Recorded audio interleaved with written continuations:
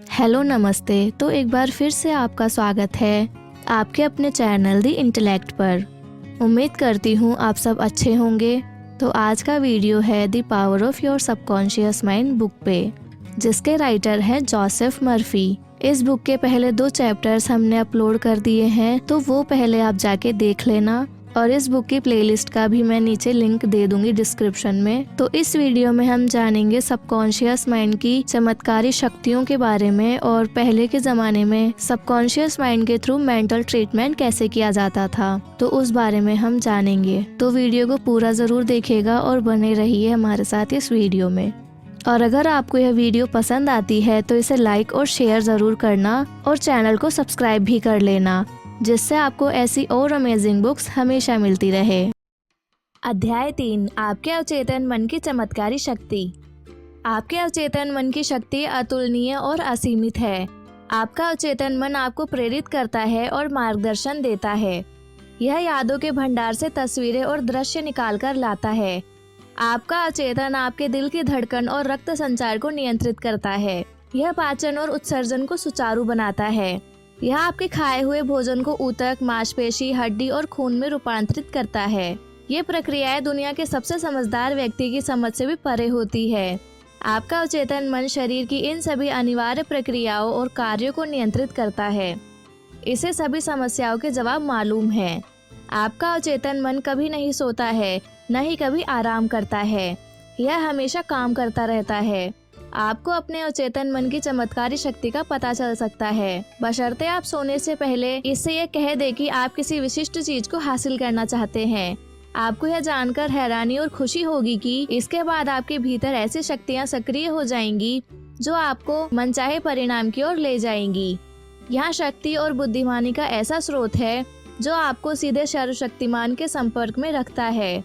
यह ऐसी शक्ति है जो दुनिया को चलाती है, ग्रहों को उनकी कक्षा में रखती है और सूरज को चमकाती है। आपका अवचेतन मन आपके आदर्शों, महत्वाकांक्षाओं और परोपकारी इच्छाओं का स्रोत है। अवचेतन मन के जरिए ही शेक्सपियर ने उन महान सच्चाइयों को जाना और व्यक्त किया जो उनके युग के आम आदमी को पता ही नहीं थी।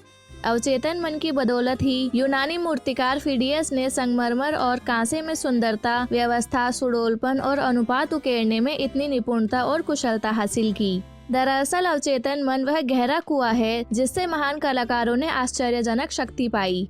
इसने महान इतालवी कलाकार रैफेल को उनकी अमर कलाकृति मैडोन बनाने और महान जर्मन संगीतकार बीथोवन को उनकी सिम्फनी की रचना करने में समर्थ बनाया। कुछ साल पहले मुझे भारत में ऋषिकेश की योगा फॉरेस्ट यूनिवर्सिटी में भाषण देने के लिए आमंत्रित किया गया। वहाँ बम्बई के एक सृजन से मेरी लंबी बातचीत हुई। उनसे मैंने डॉक्टर जेम्स एसडेल की आश्चर्यजनक कहानी सुनी। एसडेल एक स्कॉटिश सर्जन थे जिन्होंने 1840 के दशक में बंगाल में काम किया था। उस जमाने में बेहोश करने के लिए ईथर या रासायनिक एनेस्थीसिया की अन्य आधुनिक विधियों का इस्तेमाल नहीं होता था। बहरहाल 1843 और 1846 के बीच डॉक्टर एसडेल ने सभी तरह के कुल मिलाकर 400 बड़े ऑपरेशन किए। इनमें आँख, कान, गले के ऑपरेशनों के अलावा अंग काटने, ट्यूमर हटाने और कैंसर की गांठ हटाने के ऑपरेशन शामिल थे। इन सभी ऑपरेशनों में सिर्फ मानसिक एनेस्थेसिया ही दिया गया। मरीजों का कहना था कि उन्हें कोई दर्द नहीं हुआ और ऑपरेशन के दौरान उनमें से कोई भी नहीं मरा। आश्चर्य की बात यह भी थी कि ऑपरेशन के बाद भी एसडेल के बहुत कम मरीज मरे। यह भी उस वक्त की बात थी जब लुई पास्चर और जोसेफ लिस्टर ने यह साबित नहीं किया था कि संक्रमण बैक्टीरिया से फैलता है। किसी को भी यह एहसास नहीं था कि ऑपरेशन के बाद होने वाले संक्रमण दूषित औजारों और हानिकारक विषाणुओं के कारण होते हैं। बहरहाल जब एसडेल अपने मरीजों को इल्यूजन की अवस्था में यह सुझाव देते थे कि उन्हें कोई संक्रमण या सेप्टिक नहीं होगा, तो उनके अवचेतन मन इस सुझाव पर रिएक्ट करते थे। वे संक्रमण के जीवनघाती खतरों से लड़ने की प्रक्रिया शुरू कर देते थे। जरा इस बारे में सोचें। 150 साल पहले इस स्कॉटिश सर्जन ने यह खोज लिया था कि अवचेतन मन की चमत्कारी शक्ति का इस्तेमाल कैसे किया जाए। इस बात पर अचंभा और श्रद्धा होना स्वाभाविक है। जिन पराभौतिक शक्तियों ने डॉक्टर एसडेल को प्रेरित किया और उनके मरीजों को मौत से बचाया, उनका लाभ आप भी ले सकते हैं। आपका अवचेतन मन आपको समय और स्थान के बंधन से परे कर सकता है। यह आपको हर दर्द और कष्ट से मुक्त कर सकता है। यह आपको सभी समस्याओं के जवाब दे सकता है, चाहे वे जो भी हों। आपके भीतर ऐसी शक्ति और ज्ञान है जो आपकी बुद्धि से परे हैं और आप इसके चमत्कार पर हैरान हो सकते हैं। ये सारे अनुभव आपको अवचेतन मन की चमत्कारी शक्तियों में यकीन दिलवाएंगे और खुशी से भर देंगे। आपका अवचेतन आपके जीवन की पुस्तक है। आप अपने अवचेतन मन पर जो भी विचार, विश्वास, राय, सिद्धांत या मत लिखते हैं, उकेरते हैं या छाप छोड़ते हैं, वे परिस्थितियों, स्थितियों और घटनाओं के रूप में प्रकट हो जाते हैं। आप भीतर जो लिखेंगे, बाहर भी आपको वही अनुभव होगा। आपके जीवन के दो पहलू हैं, यथार्थवादी और कल्पनावादी, दृश्य और अदृश्य, विचार और अभिव्यक्ति। आपका विचार तंत्रिकीय आवेग के रूप में आपके सेरिब्रल कॉर्टेक्स में पहुंचता है, जो आपके चेतन तार्किक मन का अंग है। जब आपका चेतन या यथार्थवादी मस्तिष्क विचार को पूरी तरह स्वीकार कर लेता है, तो यह मस्तिष्क के दूसरे हिस्से तक पहुंचता है, जहां यह साकार हो जाता है और परिस्थिति का रूप ले लेता है। जैसा पहले बताया जा चुका है, आपका अवचेतन बहस नहीं कर सकता। यह तो सिर्फ उसी पर अमल करता है जो आपने इस पर लिखा है। यह आपके चेतन मन के निष्कर्षों या आपके फैसले को अंतिम मान लेता है। इसीलिए आप हमेशा अपने जीवन की पुस्तक पर लिख रहे हैं, क्योंकि आपके विचार ही अंततः आपके अनुभव बन जाते हैं। अमेरिकी दार्शनिक राल्फ वाल्डो इमर्सन ने कहा था, मनुष्य वही बन जाता है जो वह दिन भर सोचता रहता है। अवचेतन पर जो छाप पड़ती है वह व्यक्त होती है।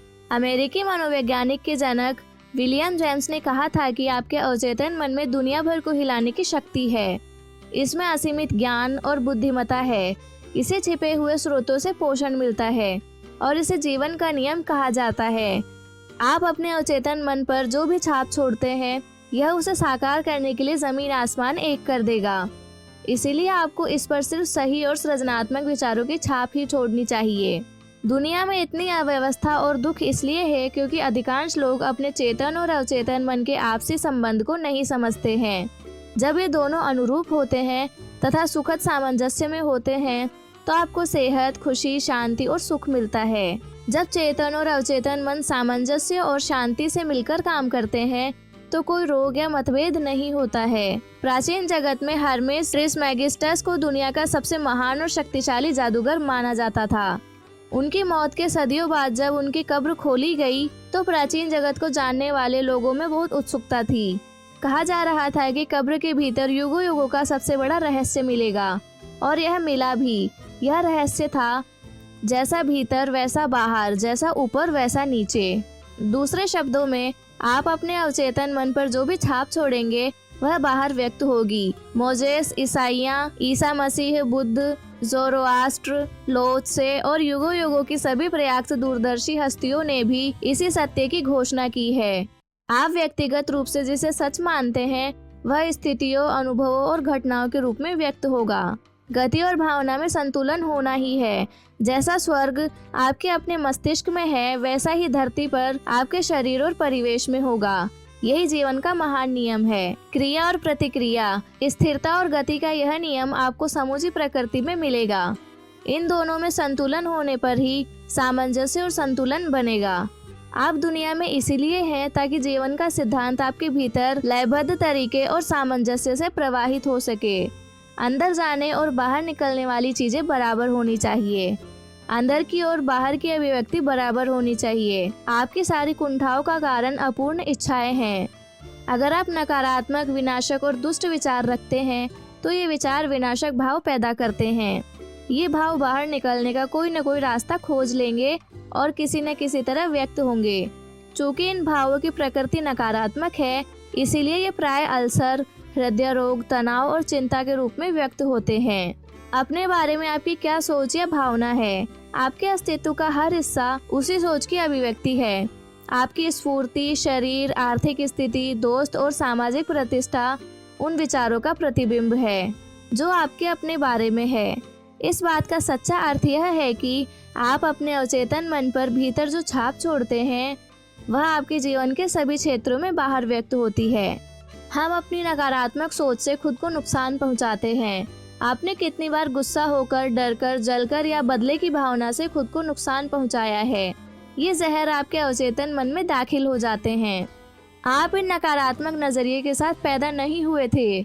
अपने अचेतन मन को जीवनदायी विचार देंगे तो इसके भीतर के सभी नकारात्मक विचार मिटने लगेंगे। यह काम लगातार करने पर सारा अतीत मिट जाएगा और अवचेतन मन उसे भुला देगा।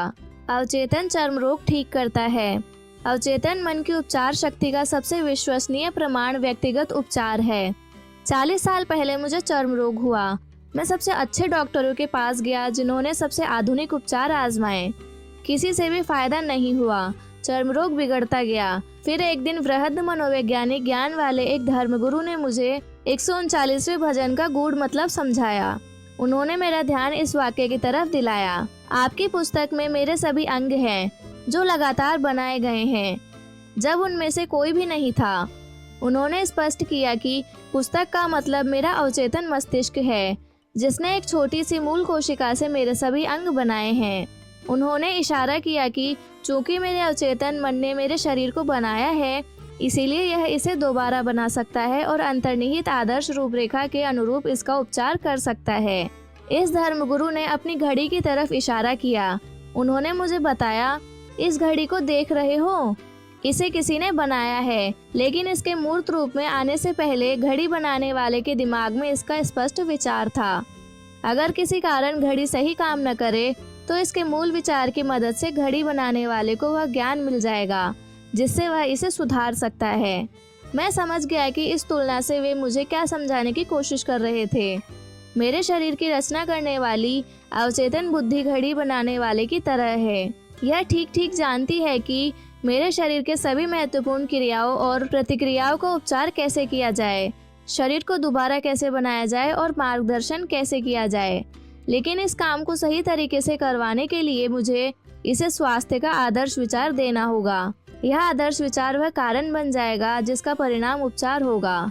मैंने एक बहुत आसान और सीधी प्रार्थना तैयार की। मेरा शरीर और इसके सभी अंग मेरे अवचेतन मन की असीमित बुद्धि ने बनाए हैं। यह जानता है कि मेरा उपचार कैसे किया जाए। इसकी बुद्धि ने मेरे सभी अंग, ऊतक, मांसपेशियां और हड्डियां बनाई है। मेरे भीतर की यह असीमित उपचारक शक्ति मेरे अस्तित्व की हर कोशिका को रूपांतरित कर रही है और मुझे संपूर्ण बना रही है। मैं उस उपचार के लिए धन्यवाद देता हूँ जो मैं जानता हूँ कि इस समय हो रहा है। मेरे भीतर की रचनात्मक बुद्धि में अद्भुत शक्तियाँ हैं। मैंने इस आसान प्रार्थना को 5 मिनट तक हर रोज 2-3 बार जोर जोर से दोहराया। लगभग 3 महीने बाद मेरी त्वचा पूरी तरह ठीक हो गई। चर्म रोग गायब हो गया। मेरा डॉक्टर चकरा गया, लेकिन मैं जानता था कि क्या हुआ था। मैंने अपने अचेतन मन को संपूर्णता, सुंदरता और पूर्णता की जीवनदायी रूपरेखा दे दी थी। इसने मेरे अवचेतन मन से उस नकारात्मक विचारों और छवियों को बाहर निकाल दिया जो मेरी सारी समस्या का कारण थी। आपके शरीर पर कोई चीज तब तक प्रकट नहीं होती है जब तक यह पहले आपके मस्तिष्क में न हो। जब आप लगातार सकारात्मक बातों से अपने मस्तिष्क को बदलते हैं तो आप अपने शरीर को बदल लेते हैं। यही समस्त उपचार का आधार है। आपके काम अद्भुत हैं और मेरी आत्मा, अवचेतन मन हर चीज सही सही जानती है। अवचेतन शरीर के सभी कार्यों को कैसे नियंत्रित करता है। चाहे आप जागे हो या सोए, आपके अवचेतन मन की अथक शक्ति आपके शरीर की सभी महत्वपूर्ण कार्यों को नियंत्रित करती है। इसमें आपके चेतन मन के किसी तरह के दखल की जरूरत नहीं होती है। जब आप सो जाते हैं तब भी आपका हृदय धड़कता रहता है। आपके सीने और फेफड़े की मांसपेशियां फेफड़ों में हवा भरती और निकालती रहती है। आपके शरीर की कोशिकाओं के काम के कारण निकली कार्बन डाइऑक्साइड के बदले में ताज़ी ऑक्सीजन भर ली जाती है, जिसकी आपको कार्य करने के लिए जरूरत होती है। आपका अवचेतन मन आपकी पाचन प्रक्रियाओं और ग्रंथियों के स्त्राव के अलावा आपके शरीर की अन्य सभी अद्भुत जटिल कार्यों को नियंत्रित करता है। यह सब लगातार होता रहता है, चाहे आप जाग रहे हो या सोए हुए हो। अगर आपको अपने शरीर के सभी काम चेतन मन से करने पड़े तो आप निश्चित ही मशीन असफल हो जाएंगे। आप शायद बहुत जल्दी मर जाएंगे। ये रिएक्ट बहुत जटिल है और आपस में बुरी तरह गुथी हुई हैं। हार्ट लंग मशीन, जिसका इस्तेमाल ओपन हार्ट सर्जरी में किया जाता है, आधुनिक चिकित्सा तकनीक का चमत्कार है। बहरहाल, इसके काम आपके अवचेतन मन की तुलना में बहुत आसान है, जो साल में 365 दिन काम करता है और वह भी 24 घंटे। मान ले आप किसी सुपरसोनिक जेट लाइनर में बैठकर समुद्र के ऊपर से गुजर रहे हो और कॉकपिट में घुस जाएं। निश्चित ही आपको हवाई जहाज उड़ाना नहीं आता है, लेकिन आप पायलट का ध्यान भटकाकर परेशानी जरूर खड़ी कर सकते हैं। इसी तरह से आपका चेतन मस्तिष्क शरीर को तो नहीं चला सकता, लेकिन यह सही तरीके से काम करने के रास्ते में बाधा जरूर बन सकता है। चिंता, तनाव, डर और निराशा हृदय, फेफड़ों, आमाशय और आंतों के सामान्य कार्यों में बाधा डाल सकती है। डॉक्टर अब इस बात पर ध्यान देने लगे हैं कि तथाकथित तनाव संबंधी बीमारियां कितनी गंभीर हैं। कारण यह है कि तनावपूर्ण विचार आपके अवचेतन मन के सामंजस्यपूर्ण काम में बाधा डालते हैं। जब आप शारीरिक और मानसिक रूप से विचलित महसूस करते हैं, तो आप जो भी सबसे अच्छा काम कर सकते हैं वह है शिथिल होना, आराम करना और विचार प्रक्रियाओं को रोक देना।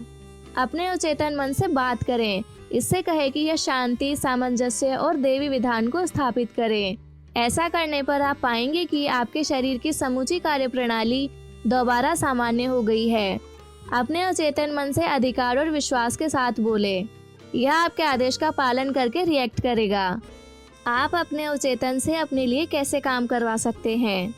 पहली बात तो यह एहसास करना है कि आपका अवचेतन मन हमेशा काम करता है। यह रात दिन सक्रिय रहता है, चाहे आप इस पर काम करें या न करें।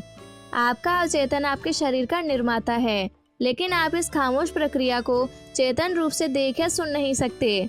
आपका पाला हर बार अपने अवचेतन मन के बजाय अपने चेतन मन से पड़ता है।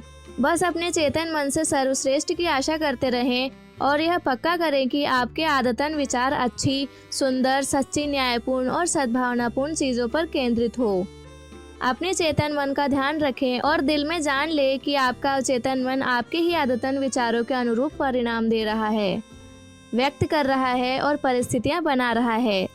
याद रखें, जिस तरह पानी उसी पाइप का आकार ले लेता है जिसमें से यह बहता है, उसी तरह आप में जीवन सिद्धांत आपके विचारों की प्रकृति के अनुरूप प्रवाहित होता है। दावा करें कि आपके अवचेतन की उपचारक शक्ति आपके भीतर सामंजस्य, सेहत, शांति, सुख और प्रचुरता के रूप में प्रवाहित हो रही है। ज्ञानी व्यक्ति या प्यारे मित्र के रूप में इसकी कल्पना करें। दृढ़ता से यकीन रखें कि यह आपके भीतर लगातार प्रवाहित हो रहा है, आपको सजीव बना रहा है, प्रेरित कर रहा है और समृद्ध बना रहा है। यह इसी तरीके से रिएक्ट करेगा। जैसा आप यकीन करेंगे वैसा ही आपको मिलेगा। अवचेतन का उपचारक सिद्धांत आंखों की रोशनी लौटाता है। दुनिया के सबसे मशहूर उपचारक धर्मस्थलों में से एक दक्षिण पश्चिम फ्रांस का लूर्डेस है। लूर्डेस के चिकित्सा विभाग में बहुत सी फाइलें हैं जिनमें चमत्कारी उपचारों का विस्तृत विवरण है। इनमें से एक मैडम बायर का उपचार था। मैडम बायर नेत्रहीन थी, उनकी चक्षु तंत्रिकाएं कमजोर और बेकार हो चुकी थी। लूर्डेस आने के बाद उनकी आंखों की रोशनी लौट आई। उनकी जांच करने वाले कई डॉक्टरों ने प्रमाणित किया कि उनकी चक्षु तंत्रिकाएं अब भी बेकार थी, लेकिन इसके बावजूद वे देख सकती थी। 1 महीने बाद दोबारा जांच में यह पाया गया कि उनके आंखों का तंत्र दोबारा ठीक होकर सामान्य हो गया था। मुझे पूरा यकीन है कि मैडम बायर धर्मस्थल के पानी से ठीक नहीं हुई थी। उनका उपचार तो उनके ही अवचेतन मन ने किया था, जिसने उनके विश्वास पर रिएक्ट किया। उनके अवचेतन मन के भीतर के उपचारक सिद्धांत ने उनके विचार की प्रकृति के अनुरूप रिएक्ट किया। विश्वास अवचेतन मन तक पहुंचा विचार है। विश्वास का अर्थ है किसी भी चीज को सच मानना। जिस चीज पर विश्वास हो जाता है वह अपने आप हो जाती है। निसंदेह मैडम बायर इस धर्मस्थल पर बड़ी उम्मीद और आस्था के साथ गई थी। वे अपने दिल में जानती थी कि वे ठीक हो जाएंगी। उनके अवचेतन मन ने इसी के अनुरूप रिएक्ट किया और हमेशा मौजूद उपचारक शक्तियों को सक्रिय कर दिया। अवचेतन मन निश्चित रूप से एक मृत तंत्रिका को दोबारा सजीव कर सकता था। रचनात्मक सिद्धांत ने जिस अंग की रचना की थी वह उसकी दोबारा रचना कर सकता था। आपके विश्वास के अनुरूप ही आपको मिलेगा। अपने अवचेतन मन तक पूर्ण स्वास्थ्य का विचार कैसे पहुंचाए? मैं जोहान्सबर्ग, दक्षिण अफ्रीका में एक मेथोडिस्ट पादरी से मिला। उन्होंने मुझे बताया कि वे बुरी तरह फैल चुके फेफड़े के कैंसर से कैसे उभरे। उन्होंने पूर्ण स्वास्थ्य के विचार को अवचेतन मन तक पहुंचाकर यह चमत्कारी परिणाम पाया। मेरे आग्रह पर उन्होंने मुझे उस प्रक्रिया का जो विस्तृत वर्णन भेजा है उसे मैं आपके सामने रख रहा हूँ। दिन में कई बार मैं खुद को मानसिक और शारीरिक रूप से पूरी तरह शिथिल कर लेता था। मैं अपने शरीर से यह बोलकर खुद को शिथिल करता था, मेरे पंजे शिथिल है, मेरे टखने शिथिल है, मेरे पैर शिथिल है, मेरे आमाशय की मांसपेशियां शिथिल है, मेरा दिल और फेफड़े शिथिल है, मेरा सिर शिथिल है, मेरा पूरा अस्तित्व बिल्कुल शिथिल है। लगभग 5 मिनट बाद मैं खुद को उनींदी अवस्था में पाता था। फिर मैं इस सत्य की घोषणा करता था, ईश्वर की पूर्णता अब मुझ में व्यक्त हो रही है। संपूर्ण स्वास्थ्य का विचार अब मेरे अवचेतन मन में भर रहा है। ईश्वर ने मेरी जो छवि बनाई है वह आदर्श छवि है और मेरा अवचेतन मन ईश्वर की उसी आदर्श छवि के अनुसार मेरे शरीर को दोबारा बना रहा है। इस पादरी का उल्लेखनीय उपचार हुआ और वे पूरी तरह ठीक हो गए। जिन्होंने जिस तकनीक का इस्तेमाल किया था वह संपूर्ण स्वास्थ्य के विचार को अवचेतन मन तक पहुंचाने का सीधा और सरल तरीका थी। स्वास्थ्य के विचार को अवचेतन मन तक पहुंचाने का एक और अद्भुत तरीका अनुशासित या वैज्ञानिक कल्पना है। मैंने लकवे के एक मरीज को बताया कि वह कल्पना में स्पष्ट तस्वीर देखे कि वह अपने ऑफिस में चहलकदमी कर रहा है, डेस्क छू रहा है, फोन का जवाब दे रहा है और वह सारे काम कर रहा है जो अन्य सामान्य स्थिति में करता।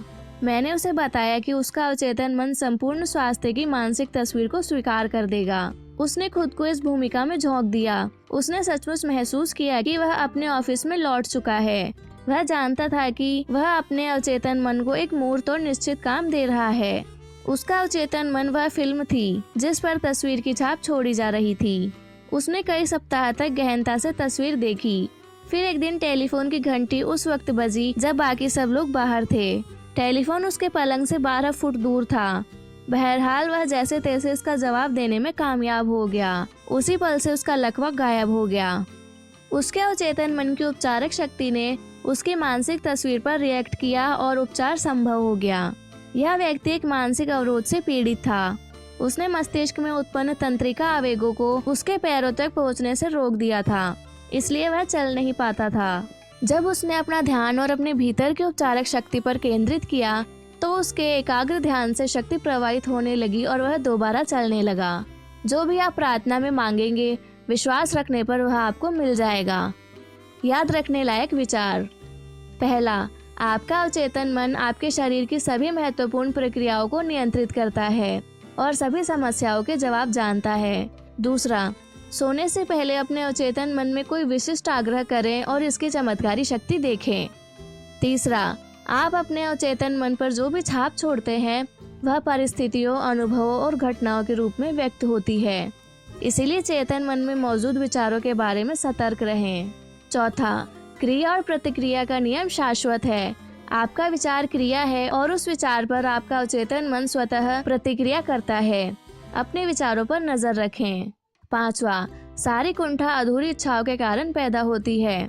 अगर आप बाधाओं, विलंब और मुश्किलों पर ध्यान केंद्रित करेंगे तो आपका अवचेतन मन उसी अनुरूप रिएक्ट करेगा और इस तरह आप अपनी ही भलाई को रोक देंगे। छठा, जीवन का सिद्धांत आपके भीतर लयबद्ध और सामंजस्यपूर्ण तरीके से प्रवाहित हो सकता है, बशर्ते आप चेतन रूप से दृढ़ता से कहेंगे, मैं विश्वास करता हूँ कि जिस अवचेतन मन ने मुझे यह इच्छा दी है वही इसे मेरे द्वारा पूरा कर रहा है। इससे सारे संघर्ष खत्म हो जाएंगे। सातवां, आप चिंता, तनाव और डर के कारण अपने हृदय, फेफड़ों और अन्य अंगों की सामान्य लय को गड़बड़ कर सकते हैं।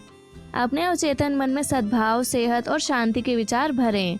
इससे आपके शरीर की समूची कार्यप्रणाली दोबारा सामान्य हो जाएगी। आठवां, अपने चेतन मन से सर्वश्रेष्ठ की उम्मीद करते रहें। आपका अवचेतन मन निष्ठा से आपके आदतन विचारों को साकार कर देगा। नौवां, अपनी समस्या के सुखद अंत या समाधान की कल्पना करें। उपलब्धि के रोमांच को महसूस करें। आप जो भी कल्पना करेंगे या महसूस करेंगे उसे आपका अवचेतन मन स्वीकार करके परिणाम में बदल देगा। अध्याय 4, प्राचीन काल में मानसिक उपचार। युगों युगों से हर महाद्वीप, परिवेश और संस्कृति के लोग जानते थे कि कहीं न कहीं पर एक उपचारक शक्ति है जो व्यक्ति की शारीरिक क्षमताओं को दोबारा लौटा सकती है और बीमारी ठीक कर सकती है। वे मानते थे कि यह रहस्यमय शक्ति कुछ विशेष स्थितियों में जागृत की जा सकती है और इसे सही तरीके से जागृत करने पर मानवीय कष्ट कम हो जाता है। सभी देशों का इतिहास इस विश्वास की पुष्टि करता है। दुनिया के शुरुआती इतिहास में मनुष्यों को भले या बुरे के लिए गोपनीय तरीके से प्रभावित करने का ज्ञान, जिसमें बीमारी का उपचार भी शामिल था, पुजारियों और धर्मगुरुओं तक ही सीमित था। यह दावा किया जाता था कि ईश्वर ने उन्हें कुछ विशेष शक्तियां दी है जिनमें उपचारक शक्ति भी शामिल थी। उपचार के तरीके और कर्मकांड दुनिया भर में अलग अलग थे, लेकिन आमतौर पर उनमें ईश्वर की आराधना और चढ़ावा शामिल होता था। इसके अलावा विभिन्न धार्मिक अनुष्ठान भी किए जाते थे, जैसे हाथ पर हाथ रखना और मंत्रों का प्रयोग। तावीज़ों, जंतर, अंगूठियों, स्मृति चिन्हों और तस्वीरों का प्रयोग भी किया जाता था। उदाहरण के लिए प्राचीन मंदिरों में पुजारी रोगियों को नशीले पदार्थ खिलाते थे और उनके मूर्छित हो जाने पर सम्मोहन के सुझाव देते थे। मरीजों को आश्वासन दिया जाता था कि उन्हें नींद में ईश्वर दिखेगा और उनका उपचार हो जाएगा। इस तरह बहुत से रोगी स्वस्थ भी हुए। हिकेट के भक्तों से कहा गया कि वे राल, लोबान और गंधरस को छिपकलियों के साथ मिलाकर दूज के चांद की रोशनी में खुली हवा में कूटे। इस अजीब और रहस्यमय रस्म के बाद वे देवी की प्रार्थना करते थे, अपना बनाया हुआ काढ़ा पीते थे और सो जाते थे। अगर उनकी आस्था दृढ़ होती थी तो उन्हें सपने में देवी नजर आती थी। हालांकि वह अनुष्ठान हमें अजीब, संभवतः अति कल्पनाशील भी लगे, लेकिन इसके बावजूद इससे अक्सर रोग ठीक हो जाते थे। प्राचीन समय के लोगों ने अवचेतन मन की अविश्वसनीय शक्ति के दोहन के कई कारगर तरीके खोज लिए थे, जिनसे वे उपचार करते थे। हालांकि वे जानते थे कि ये तरीके कारगर थे, लेकिन वे यह नहीं जानते थे कि वे कैसे या क्यों कारगर थे। आज हम देख सकते हैं कि वे अवचेतन मन को सशक्त सुझाव देकर उपचार कर रहे थे। धार्मिक अनुष्ठान और काढ़े तथा तावीज लोगों की कल्पना पर गहरा असर डालते थे। इनके कारण उनका अवचेतन मन उपचारक के प्रबल सुझावों को आसानी से स्वीकार कर लेता था। बहरहाल उपचार का काम मरीज का अवचेतन मन ही करता था। सभी युगों में ऐसा हुआ है कि जहां अधिकृत उपचारक असफल हो गए और मरीजों ने उम्मीद छोड़ दी, वहां अनऑथोराइज्ड उपचारकों को उल्लेखनीय सफलता मिली है। यह सोचने पर मजबूर करता है, दुनिया के सभी हिस्सों में इन उपचारकों ने ये इलाज कैसे किए? इसका जवाब आसान है। ये उपचार इसलिए हुए क्योंकि रोगी के अंधे विश्वास ने उसके अवचेतन मन में निहित उपचारक शक्ति को मुक्त कर दिया। उपचारकों के इलाज और तरीके जितने कल्पनाशील और अजीब होते थे, इस बात की उतनी ही ज्यादा संभावना होती थी कि रोगी यह यकीन कर ले कि इतनी अजीब चीज निश्चित रूप से असाधारण शक्तिशाली होगी। उत्तेजित भावनात्मक अवस्था के कारण उनके लिए चेतन और अवचेतन मन में स्वास्थ्य के सुझाव को स्वीकार करना आसान हो जाता था। इस विषय में हम अगले अध्याय में और विस्तार से बात करेंगे। अवचेतन शक्तियों के प्रयोग पर बाइबल के प्रसंग। जिन भी चीजों की आप इच्छा करते हैं, प्रार्थना करते समय यह विश्वास करें कि आपको वे मिल रही है और वे आपको मिल जाएंगी। इस वाक्य को दोबारा पढ़ें और काल के फर्क पर गौर करें। विश्वास और मिल रही है वर्तमान काल में है, लेकिन मिल जाएगी भविष्य काल में है। प्रेरित लेखक हमें व्याकरण के इस छोटे से अंतर से बहुत ही महत्वपूर्ण बात बता रहे हैं। अगर हम इस तथ्य को सच मान ले और स्वीकार कर लेते हैं कि हमारी इच्छा वर्तमान में ही पूरी हो चुकी है, तो यह भविष्य में अवश्य पूरी होगी। इस तकनीक की सफलता इस विश्वास में निहित है कि विचार या तस्वीर मन में वास्तविकता का रूप ले चुकी है। मस्तिष्क के क्षेत्र में किसी चीज को साकार करने के लिए इसे सचमुच मौजूद मानना होगा। ये गूढ़ शब्द विचार की रचनात्मक शक्ति के प्रयोग द्वारा अवचेतन पर अपनी मनचाही चीज की छाप छोड़ने का संक्षिप्त और विशिष्ट तरीका सुझाते हैं। आपका विचार, योजना या उद्देश्य अपने स्तर पर उतना ही वास्तविक है जितना कि आपका हाथ या हृदय। बाइबल की इस तकनीक का पालन करने पर आप अपने मन की परिस्थितियों, स्थितियों या किसी भी ऐसी चीज के सारे विचार बिल्कुल खत्म कर सकते हैं जिससे नकारात्मक परिणाम मिल सकता हो। आप अपने मन में एक बीज अवधारणा बो रहे हैं, जिसे अगर आप ज्यों का त्यों छोड़ दें तो यह हमेशा बाहरी फल में अंकुरित होगा। ईसा मसीह जिस महत्वपूर्ण नींव पर जोर देते थे वह थी आस्था। आप बाइबल में यह बात बार बार पढ़ते हैं, आपकी आस्था के अनुसार आपको दिया जाएगा। अगर आप जमीन में निश्चित प्रकार के बीज बोते हैं तो आप आस्था रखें कि आपको उसी चीज का फल मिलेगा जिसका बीज आपने बोया है। यह बीजों का तरीका है। विकास तथा कृषि के नियमों के आधार पर आप जानते हैं कि आपको बीज का वही फल मिलेगा। बाइबल में जिस आस्था का वर्णन है वह सोचने का एक तरीका है, मानसिक नजरिया है, आंतरिक निश्चय है। आप जानते हैं कि जिस विचार को आप चेतन मन में पूरी तरह स्वीकार कर लेते हैं वह आपके अवचेतन मन में साकार और प्रकट होगा। आस्था एक तरह से उसे सच मानना है जिसे आपकी तर्क शक्ति और इंद्रियां अस्वीकार करती है। यह अपने छोटे, तार्किक, विश्लेषणात्मक चेतन मन की बात सुनने से इनकार करना है। यह तो अपने अवचेतन मन की आंतरिक शक्ति पर पूरे विश्वास का नजरिया रखना है।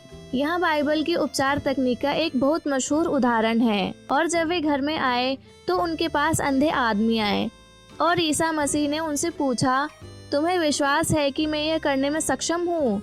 उन्होंने कहा, हाँ प्रभु। फिर उन्होंने उन अंधों की आंखें छूकर कहा, तुम्हारी आस्था के अनुरूप तुम्हें मिले। और उनकी आंखें खुल गई और ईसा मसीह ने उन्हें सख्त हिदायत दी कि यह बात किसी को पता नहीं चलनी चाहिए। तुम्हारी आस्था के अनुरूप तुम्हें मिले, यह कहकर ईसा मसीह अंधे व्यक्तियों के अवचेतन मन से सहयोग मांग रहे थे। उनकी आस्था उनकी सबसे बड़ी उम्मीद थी, उनकी आंतरिक भावना थी, उनका आंतरिक विश्वास था कि कोई चमत्कार होगा और उनकी प्रार्थना का जवाब मिलेगा। और ऐसा ही हुआ। यह उपचार की सनातन तकनीक है जिसका प्रयोग दुनिया भर के सभी उपचारक समूह करते हैं, चाहे वे किसी भी धार्मिक पंथ के हो। यह बात किसी को पता नहीं चलनी चाहिए, यह कहकर ईसा मसीह ठीक हुए रोगियों को प्रेरित कर रहे थे कि वे अपने उपचार के बारे में किसी को न बताएं। अगर रोगी लोगों को बताते तो अविश्वास करने वाले लोग संदेह करते और अपमानजनक आलोचना करके उन्हें सताते। इससे वे लाभ कम भी हो सकते थे जो ईसा मसीह के हाथ से उन्हें मिले थे, क्योंकि इससे उनके अचेतन मन में डर, शंका और तनाव के विचार भर जाते। अधिकार और शक्ति के साथ उन्होंने गंदी आत्माओं को आदेश दिया और वे बाहर आ गई। जब रोगी ईसा मसीह के पास ठीक होने गए तो उनका उपचार उनकी आस्था और ईसा मसीह के अवचेतन मन के उपचारक शक्ति की समझ से हो गया। ईसा मसीह ने जो भी आदेश दिया अंदर से उसे सच माना। वे और मदद मांग रहे लोग एक ही शाश्वत कल्पनावादी मस्तिष्क में थे। ईसा मसीह के अंदरूनी ज्ञान और उपचारक शक्ति के विश्वास ने रोगियों के अवचेतन के नकारात्मक विनाशक स्वरूप को बदल दिया। आंतरिक मानसिक बदलाव के परिणाम स्वरूप उपचार अपने आप हो गया। उनका आदेश मरीजों के अवचेतन मन से किया गया आग्रह था। साथ ही उन्होंने अधिकार के साथ इसलिए बोला था क्योंकि वे जानते थे कि अवचेतन मन तभी रिएक्ट करेगा। अवचेतन मन के रिएक्ट के बारे में वे जागरूक थे और उन्हें इस पर पूरा भरोसा था। दुनिया के विभिन्न धर्म स्थलों में चमत्कार। हर महाद्वीप, हर देश में ऐसे धर्म स्थल हैं जहां रोगियों का उपचार किया जाता है। कुछ दुनिया भर में मशहूर है, बाकी का पता सिर्फ आसपास के लोगों को है, चाहे वे मशहूर हो या न हो। इन धर्म स्थलों पर जो उपचार होता है वह अवचेतन मन की शक्तियों से ही होता है। मैंने जापान के कई मशहूर धर्म स्थलों की यात्रा की है। डाइबुत्सु का धर्म स्थल दुनिया भर में मशहूर है। इसका मुख्य आकर्षण बुद्ध की कांसे की विशाल प्रतिमा है जो 42 फुट ऊंची है। इसमें बुद्ध हाथ बांधे बैठे हैं और उनका सिर गहन चिंतन के आनंद की मुद्रा में झुका है। यहाँ मैंने देखा कि युवा और प्रौढ़ मूर्ति के पैरों पर चढ़ावा चढ़ा रहे हैं। पैसे, फल, चावल और संतरे चढ़ाए जा रहे थे। मोमबत्तियां जलाई जा रही थी, अगरबत्तियां जलाई जा रही थी और मनौतियां की जा रही थी।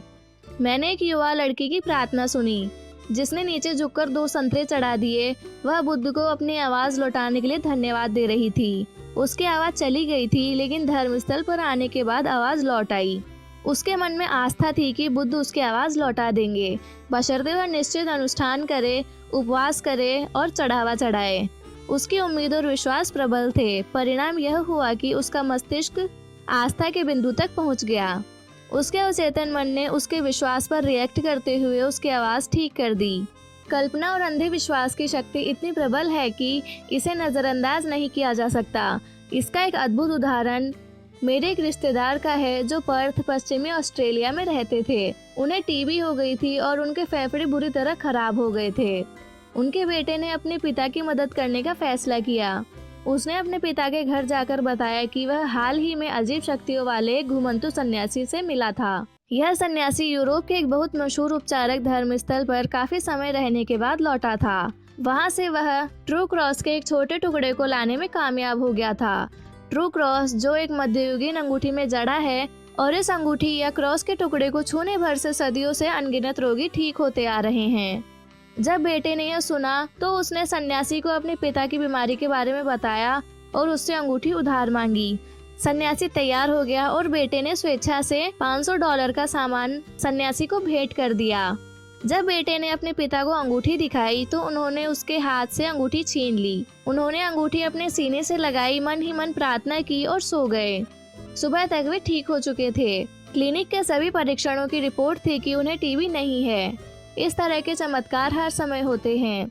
इस चमत्कार के बारे में सबसे महत्वपूर्ण बात यह है कि बेटे की अद्भुत कहानी बिल्कुल मनगढ़ंत थी। सच तो यह था कि उसने फुटपाथ से लकड़ी का एक सामान्य टुकड़ा उठा लिया था और सोनार के यहाँ जाकर पुराने जमाने की डिजाइन वाली इस सोने की अंगूठी में जड़वा लिया था। फिर उसने अपने पिता को यह अंगूठी दे दी। जाहिर है आप समझ गए होंगे कि फुटपाथ से उठाए उस लकड़ी के टुकड़े से पिता का उपचार नहीं हुआ था। नहीं, उपचार तो पिता की कल्पना शक्ति के कारण हुआ था, जो प्रबलता से बढ़ गई थी। इसके साथ ही पूर्ण उपचार की विश्वास भरी उम्मीद भी थी। कल्पना शक्ति आस्था या व्यक्तिपरक भावना के साथ मिल गई और इन दोनों के मेल से उसके अवचेतन मन की शक्ति ने उपचार कर दिया। पिता को कभी पता नहीं चल पाया कि उनके साथ यह चाल चली गई थी। अगर उन्हें यह बात पता चल जाती तो हो सकता है कि उन्हें वह बीमारी दोबारा हो जाती। बहरहाल उनकी टीबी कभी नहीं लौटी। वे टीबी से हमेशा हमेशा के लिए मुक्त हो गए और 15 साल बाद 89 साल की उम्र में अन्य कारणों से मरे। शाश्वत उपचारक सिद्धांत। यह एक मान्य तथ्य है कि उपचार की सभी पद्धतियां बहुत आश्चर्यजनक उपचार कर सकती हैं। आप इस निष्कर्ष पर पहुंचेंगे कि यह किसी आंतरिक घटक और प्रक्रिया के कारण होगा जो सब में समान हो। सचमुच ऐसा ही है। उपचार का घटक अवचेतन मन है और उपचार की प्रक्रिया आस्था है। इन आधारभूत सच्चाइयों के बारे में गहराई से सोचें। आपके मानसिक कार्यों का विभाजन करके एक कार्य चेतन मन को और दूसरा कार्य अवचेतन मन को सौंपा गया है। आपका अवचेतन मन सुझाव की शक्ति का हमेशा पालन करता है। आपके शरीर के सभी कार्य, स्थितियों और अनुभूतियों पर आपके अवचेतन मन का पूरा नियंत्रण होता है। आप पक्के तौर पर जानते हैं कि सुझाव से सम्मोहित व्यक्तियों में किसी भी बीमारी के लक्षण पैदा किए जा सकते हैं। उदाहरण के लिए, इल्यूजन अवस्था में दिए गए सुझाव की प्रकृति के अनुसार व्यक्ति को बुखार हो सकता है, उसका चेहरा लाल हो सकता है या उसे सर्दी हो सकती है। आप व्यक्ति को सुझाव दे सकते हैं कि उसे लकवा मार गया है और वह चल नहीं सकता, और ऐसा ही होगा। आप सम्मोहित व्यक्ति की नाक के नीचे ठंडे पानी का एक कप रखकर उसे बता सकते हैं, इसमें नस्वार भरी है, इसे सूंघो। वह बुरी तरह और बार बार छींकने लगेगा। आपको क्या लगता है, छींक किस कारण आई?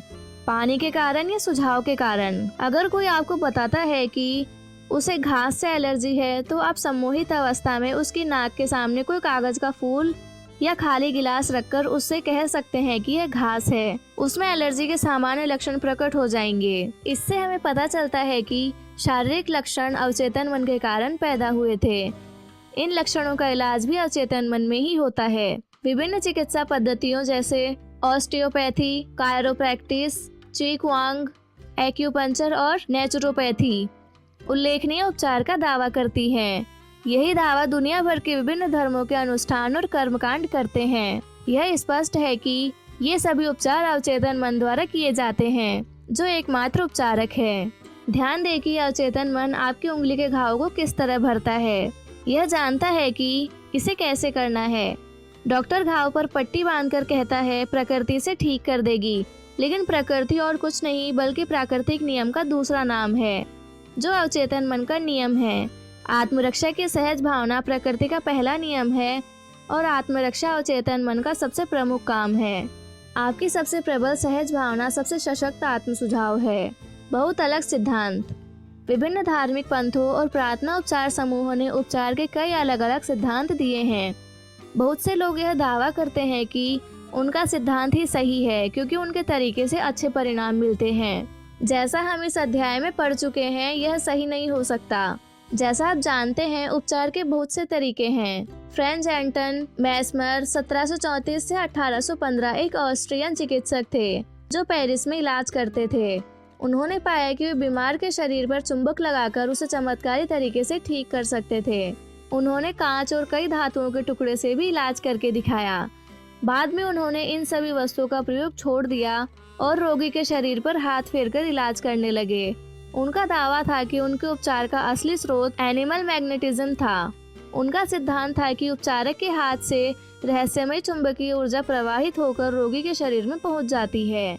मैस्मर ने उपचार के इस तरीके को मैस्मरिज्म नाम दिया। आज हम इसे इल्यूजन के नाम से जानते हैं। मैस्मर की सफलता से जलने वाले दूसरे डॉक्टरों का दावा था कि सिर्फ सुझाव देकर ही उन्होंने अपने सभी उपचार किए थे। बहरहाल जब दबाव देकर पूछा गया तो डॉक्टरों को मानना पड़ा कि वे यह नहीं जानते थे कि सुझाव की शक्ति से इतने अद्भुत परिणाम कैसे मिले। ये सभी समूह मनोविश्लेषक, मनोवैज्ञानिक, ऑस्टियोपैथ्स, कायरोप्रैक्टर्स, उपचारक और हर तरह के धार्मिक समूह एक ही शाश्वत सिद्धांत का प्रयोग कर रहे हैं जो अवचेतन मन में मौजूद है। हर व्यक्ति यह दावा कर सकता है कि उपचार उनके सिद्धांत के कारण हुआ है, लेकिन सच्चाई कोसों दूर है। सभी प्रकार के उपचार की प्रक्रिया एक निश्चित सकारात्मक मानसिक नजरिया है, एक अंदरूनी नजरिया या सोचने का तरीका है जिसे आस्था कहा जाता है। उपचार विश्वासपूर्ण उम्मीद के कारण होता है जो अवचेतन मन को सशक्त सुझाव देती है। इसी से उपचार शक्ति मुक्त होती है। एक व्यक्ति जिस तरीके से ठीक होता है, दूसरा भी उसी तरीके से ठीक होता है। हाँ, यह हो सकता है कि दोनों के सिद्धांत या तरीके भिन्न हो, लेकिन उपचार की प्रक्रिया एक ही है और वह है विश्वास। सिर्फ एक ही उपचारक शक्ति है, आपका अवचेतन मन। आप अपना मनपसंद सिद्धांत, विश्वास और तरीका चुन ले। आप विश्वास रखें। अगर आपको विश्वास है तो आपको परिणाम अवश्य मिलेंगे। पैरासेल्सस के विचार। फिलिप्स पैरासेल्सस 1493 से 1541 एक मशहूर स्विस अल्केमिस्ट, कीमियागर और चिकित्सक थे। वे अपने ज़माने के मशहूर उपचारक थे। उन्होंने एक बात कही थी जो आज वैज्ञानिक रूप से प्रमाणित तथ्य है। आपकी आस्था की वस्तु सच्ची हो या झूठी, आपको परिणाम समान ही मिलेंगे। अगर मैं सेंट पीटर की प्रतिमा पर उतना ही विश्वास करता हूँ जितना कि स्वयं सेंट पीटर में करता, तो मुझे वही परिणाम मिलेंगे जो मुझे सेंट पीटर से मिलते। यह अंधविश्वास है। बहरहाल आस्था चमत्कार करती है, और आस्था सच्ची हो या झूठी, यह हमेशा वही चमत्कार करेगी। पैरासेल्सस के विचारों को 16वीं सदी में इतालवी दार्शनिक पिएत्रो पोम्पोनेजी ने दोहराया। उन्होंने लिखा था, हम आसानी से उन अद्भुत परिस्थितियों की कल्पना कर सकते हैं जो आत्मविश्वास और कल्पना से उत्पन्न हो सकती है, खासकर जब ये दोनों ही चीजें रोगी और उसे प्रभावित करने वालों के बीच प्रवाहित हो। निश्चित स्मृति चिन्हों के प्रभाव से होने वाले उपचार उनकी कल्पना और आत्मविश्वास के प्रभाव हैं। नीम हकीम और दार्शनिक जानते हैं कि अगर किसी संत की अस्थियों की जगह किसी सामान्य इंसान की अस्थियों को रख दिया जाए, तब भी बीमारों को उतने ही लाभकारी परिणाम मिलेंगे, बशर्ते उन्हें यह यकीन हो कि यह सच्चे स्मृति चिन्ह हैं। जरा यह सोचें कि इसका क्या मतलब है। अगर आप संत की अस्थियों की शक्तियों या किसी जगह के पानी के उपचारक गुणों या मेरे ऑस्ट्रेलियाई रिश्तेदार की तरह लकड़ी के टुकड़े के चमत्कारी परिणामों में यकीन करते हैं, तो आपको परिणाम जरूर मिलेंगे, क्योंकि आपके अवचेतन मन को सुझाव दिया गया है। आखिर उपचार तो अवचेतन मन ही करता है। बर्नहीम के प्रयोग। हिप्पोलाइट बर्नहीम 20वीं सदी की शुरुआत में फ्रांस के नैन्सी में प्रोफेसर ऑफ मेडिसिन थे। वे उन शुरुआती लोगों में थे जिन्होंने ये स्पष्ट किया कि चिकित्सक द्वारा रोगी को दिए गए सुझाव अवचेतन मन की शक्ति के कारण परिणाम देते हैं। बर्नहीम ने एक आदमी की कहानी बताई जिसकी जीभ को लकवा मार गया था। हर तरह का इलाज किया, लेकिन कोई फायदा नहीं हुआ। फिर एक दिन उस आदमी के डॉक्टर ने उसे बताया कि उसे एक नया यंत्र मिल गया है जो उसकी समस्या को बिल्कुल ठीक कर देगा। इसके बाद डॉक्टर ने उसके मुंह में एक जैवी थर्मामीटर लगा दिया। मरीज को लगा कि यही वह यंत्र है जो उसे ठीक कर देगा। कुछ ही पलों में वह खुशी से चिल्लाने लगा कि अब वह फिर से अपनी जीभ घुमा सकता है। बर्नहीम आगे कहते हैं, हमारे प्रकरणों में इसी तरह के कुछ तथ्य मिलेंगे। एक युवती मेरे ऑफिस में आई। 4 हफ्तों से उसकी आवाज़ पूरी तरह चली गई थी। जांच पड़ताल के बाद मैंने अपने विद्यार्थियों को बताया कि कई बार बोलने की क्षमता बिजली के प्रयोग से तत्काल लौट आती है, क्योंकि इससे सुझाव दिया जा सकता है। मैंने अपना इंडक्शन एपरेटस बुलवाया। मैंने उसके स्वर यंत्र को थोड़ा हिलाया और कहा, अब तुम बोल सकती हो। एक ही पल में मैंने उससे ए बुलवा लिया, फिर बी और फिर मारिया। वह स्पष्टता से बोलती रही। उसकी आवाज़ दोबारा लौट आई। यहाँ बर्नहीम आस्था की शक्ति और रोगी की आशा के बारे में बता रहे हैं, जिसने अवचेतन मन को सशक्त सुझाव दिया। सुझाव से फोड़े उत्पन्न करना। बर्नहीम बताते हैं कि उन्होंने एक मरीज की पीठ पर डाक टिकट चिपकाकर उसे सुझाव दिया कि उसे फोड़ा हो गया है। इस तरह के प्रदर्शनों की पुष्टि दुनिया के कई हिस्सों में कई डॉक्टरों के प्रयोगों और अनुभवों में हुई है। प्रमाणों को देखते हुए शंका की कोई गुंजाइश नहीं है कि मौखिक सुझाव देकर रोगियों के शरीर में संरचनात्मक परिवर्तन किए जा सकते हैं। खून निकलने का कारण। सुझाव से खून भी निकलवाया जा सकता है। इसे प्रदर्शित करते हुए डॉक्टर एम बूरो ने एक व्यक्ति पर इल्यूजन करके यह सुझाव दिया। आज दोपहर 4 बजे तुम मेरे ऑफिस में आओगे, इस कुर्सी पर बैठोगे और सीने पर हाथ बांध लोगे। इसके बाद तुम्हारी नाक से खून बहने लगेगा। दोपहर को उस युवक ने ठीक वही किया जैसा उसे सुझाव दिया गया था। जब उसने अपने हाथ बांध लिए तो उसके बाएं नथुने से खून की कुछ बूंदें टपक गई। एक और मौके पर बुरू ने एक रोगी को सम्मोहित करके उसका नाम उसकी बाह पर एक औजार की भौंतरी नोक से लिख दिया। फिर बुरू ने कहा, आज दोपहर 4 बजे तुम सो जाओगे। मेरी खींची लाइनों पर तुम्हारे हाथ से खून निकलेगा, जिससे तुम्हारा नाम हाथ पर उभर आएगा। उस दोपहर रोगी पर नजर रखी गई। 4 बजे वह सो गया। उसकी बाई बाह पर अक्षर चमकने लगे और कई जगहों पर खून की बूंदें भी दिखने लगी। हालांकि अक्षर धीरे धीरे मिट गए, लेकिन 3 माह बाद भी वे धुंधले दिख रहे थे। ये तथ्य पहले बताई गई 2 आधारभूत मान्यताओं को सही साबित करते हैं।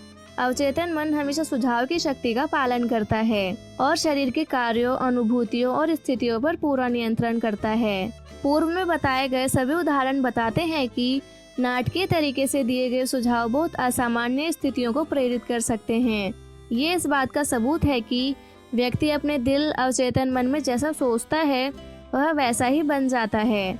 याद रखने लायक विचार। पहला, खुद को बार बार याद दिलाएं कि उपचारक शक्ति आपके अवचेतन मन में है। दूसरा, जान ले कि आस्था जमीन में बोए गए बीज की तरह है। यह अपनी तरह के फल देती है। अपने मन में विचार का बीज बो ले, इसे उम्मीद का पानी और खाद दे, यह वास्तविकता में बदल जाएगा। तीसरा, किसी पुस्तक, नए आविष्कार या नाटक का विचार आपके मस्तिष्क में हकीकत है, इसीलिए आप इस बात पर यकीन कर सकते हैं कि यह इस समय आपके पास है। अपने विचार, योजनाएं, आविष्कार की वास्तविकता पर यकीन करें। जब आप ऐसा करेंगे तो यह प्रकट हो जाएगा। चौथा, किसी और के लिए प्रार्थना करते समय यह जान ले कि पूर्णता, सुंदरता और आदर्श का आपका आंतरिक ज्ञान किसी दूसरे के अवचेतन मन के नकारात्मक स्वरूप को बदल सकता है तथा अद्भुत परिणाम दे सकता है। पांचवा, आप विभिन्न धर्म स्थलों पर जिन चमत्कारी उपचारों के बारे में सुनते हैं वे कल्पना शक्ति और अंधी आस्था के कारण होते हैं, जो अवचेतन मन पर कार्य करके उपचारक शक्ति को मुक्त करती है। छठा, सारे रोग मस्तिष्क में पैदा होते हैं। कोई भी चीज शरीर पर तब तक प्रकट नहीं होती है जब तक कि उसके अनुरूप मानसिक संरचना न हो। सातवां, इल्यूजन के सुझाव से लगभग हर रोग के लक्षण उत्पन्न किए जा सकते हैं।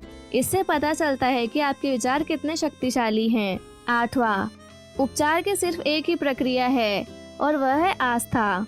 सिर्फ एक ही उपचारक शक्ति है और वह है आपका अवचेतन मन। नवा, चाहे आपकी आस्था की वस्तु सच्ची हो या झूठी, आपको परिणाम मिलेंगे। आपका अवचेतन मन आपके मस्तिष्क के विचार पर रिएक्ट करता है। आस्था को अपने मस्तिष्क के विचार के रूप में देखें, इतना ही काफी है। तो ये थे the power of your subconscious mind के 2 चैप्टर्स। अगर आपको यह बुक पसंद आई हो तो वीडियो को लाइक करना और चैनल को सब्सक्राइब जरूर करना और अपने फ्रेंड्स के साथ इसे शेयर जरूर करना, ताकि उन्हें भी सबकॉन्शियस माइंड की असीम शक्तियों के बारे में पता चल सके। और हाँ, अब आपको इस चैनल पर नई वीडियोस हर मंगलवार और शुक्रवार को देखने को मिलेंगी, तो चैनल को सब्सक्राइब जरूर करके रखना, जिससे आपको वीडियो का नोटिफिकेशन मिल सके और आप जल्द ही उस वीडियो को देख सके। और जो भी बुक आप सुनना चाहते हैं उसे आप नीचे कमेंट बॉक्स में लिख देना। मैं जल्दी ही अगली वीडियो उस बुक पे लेके आऊंगी और आगे के चैप्टर्स में जल्द ही अपलोड करूंगी। अभी के लिए बस इतना ही। मिलते हैं आपसे नई बुक के साथ। Thanks for listening.